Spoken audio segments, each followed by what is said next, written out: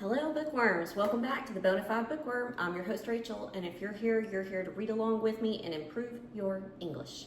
So I apologize for not getting anything posted on Tuesday. I didn't have anything ready, and the house was just very busy, and I wasn't able to get in here to record, so my apologies. I don't have a review today.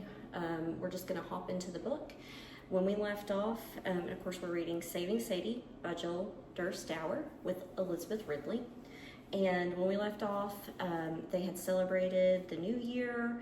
They're going into 2013, and Sadie has been involved in helping at the rehab center and things like that. So we're gonna pick back up on page 166. There is a picture. It's chapter 9, Sadie goes to Asia. And here's a picture of Sadie. It's chapter 9. It says Sadie goes to Asia. So we're gonna pick up there. The year 2013 began with a bang, and a full slate of Sadie meet and greets, now taking place every 2 weeks at various pet worlds around southeastern Wisconsin, along with other personal appearances, interviews, and media bookings. We scored a major coup with our first TV interview and profile on today's TMJ4, Milwaukee's local NBC affiliate.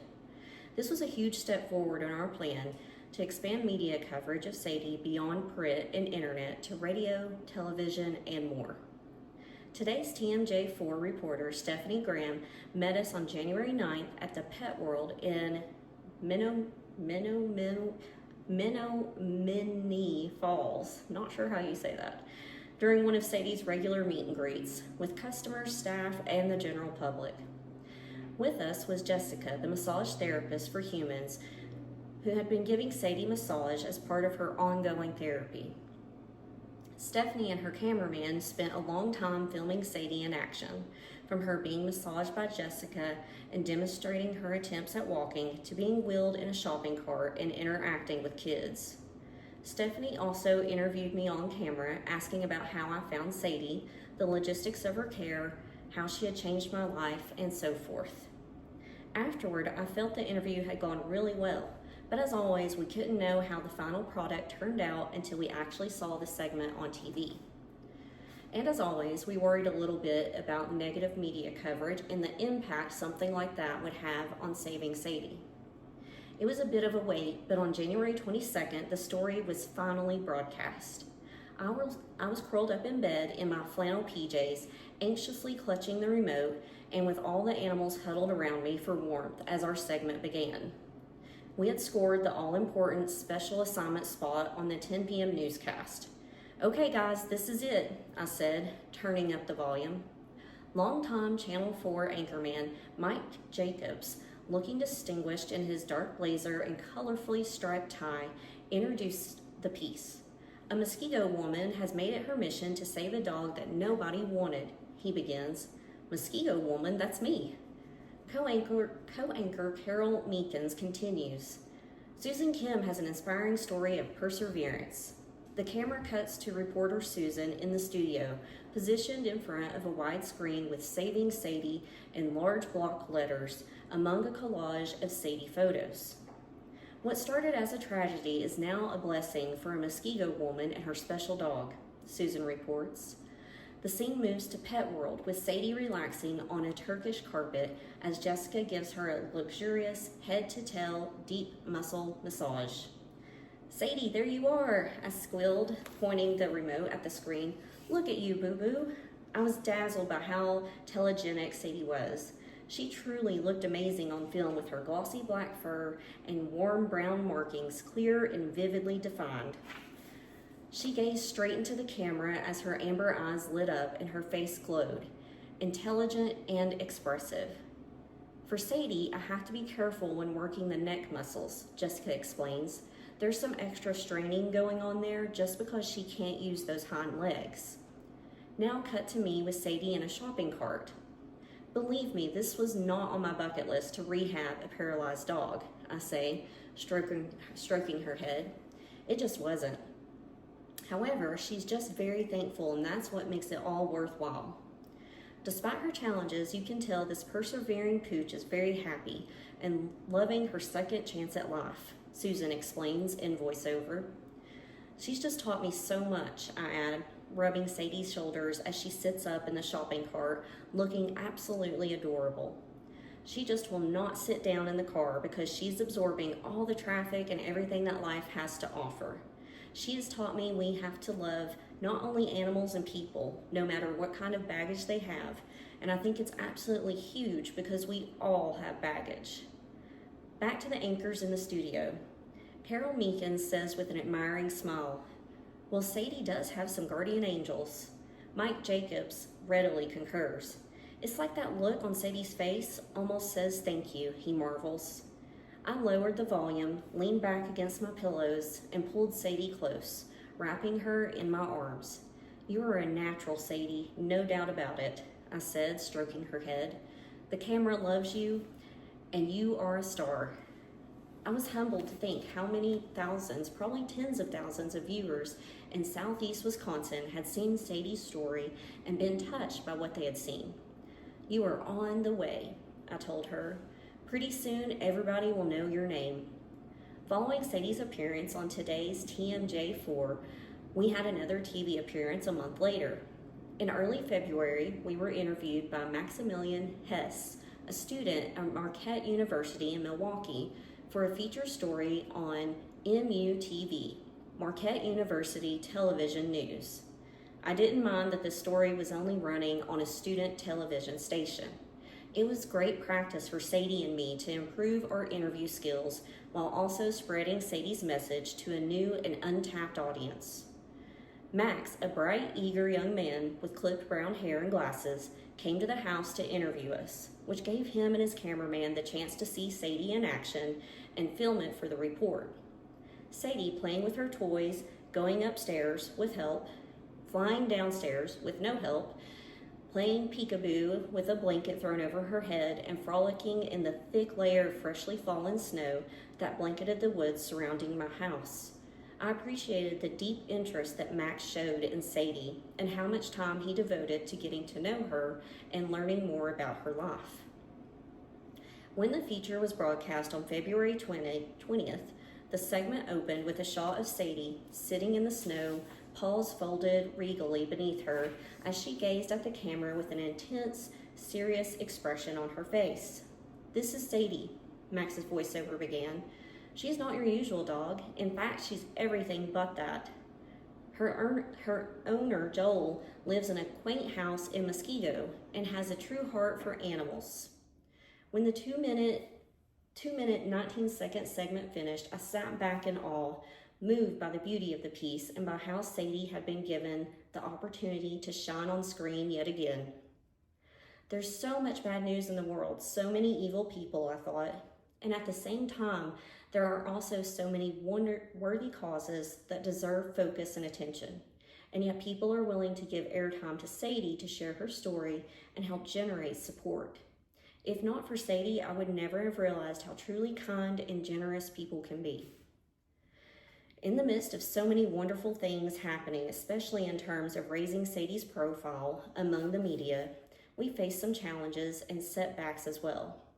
At the end of January, I had asked Marnette to cut back on her work with Saving Sadie in order to bring someone on board who is able to devote more hours to the tasks, especially internet and social media related tasks that were becoming more and more complex and time-consuming. This was painful and difficult for both of us. Marnette had put her heart and soul into Saving Sadie right from the beginning. We never could have accomplished what we'd accomplished without her incredible effort and her valuable connections. But because she lived hundreds of miles away and had so many commitments in addition to Saving Sadie, I knew our needs would soon outdistance what she was able to provide. In truth, I worried about Marnette. She had a full-time job, did lots of pet sitting for friends, was a mom to a house full of cats of her own, and put in countless hours volunteering with pet rescue organizations in South Carolina. If there was a way to lighten her load when it came to Saving Sadie, I knew that was the right thing to do. Happily, my friend Dave Johnson put me in touch with Valerie Alba, a local woman who is running her own business as a virtual assistant. I went to interview Valerie and we clicked right away. I was impressed with her knowledge, skills, and enthusiasm, especially in the complex and quickly changing world of social media. I hired her immediately, and since then, Valerie has been in charge of managing Sadie's social media presence, which includes her website, email, newsletter, Facebook fan page, Twitter, Instagram, Pinterest, and so much more. Today, Valerie remains a vital member of Team Sadie, helping us stay in touch with friends and supporters around the world while disseminating Sadie's message far and wide. In the midst of everything else going on, Sadie's therapy also continued in earnest as we pressed harder and harder, always fine-tuning her treatments and therapies, still searching for that elusive magic answer that would get her walking again. At the end of January, we began a new type of hydro treadmill therapy with Dr. Kristen Luganbill at Lakeshore Veterinary Specialists in Glendale, a suburb of Milwaukee. This was different from the hydro treadmill that Sadie used as part of her therapy at Tops. For this hydro treadmill, visualize, if you will, a treadmill surrounded by a clear glass box. Dr.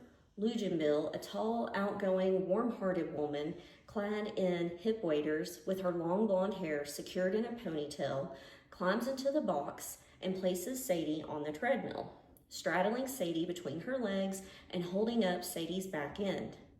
Once the box is closed and secured, it slowly fills with water until the water covers Sadie's legs and she's able to take steps on the treadmill with her front paws, while Dr. Luganbill moves Sadie's back legs, trying to train her legs to move in an alternating rhythm, right, left, right, left, right, left, known as patterning, recreating the pattern of steps that constitute a dog's normal gait. While Dr. Luganbill and Sadie were in the glass pool, I would be standing outside the box in front of Sadie, encouraging her to keep taking steps. This therapy was intense and grueling for me, for Dr. Luganbill and for Sadie, but we believed it offered Sadie the best opportunity to walk again, so we were committed to sticking with it long term. Whatever it takes, Sadie, I would tell her after each of these exhausting sessions as I dried her damp fur in a big fluffy towel and felt the fatigue radiating from her muscles. This is the year that you will walk again.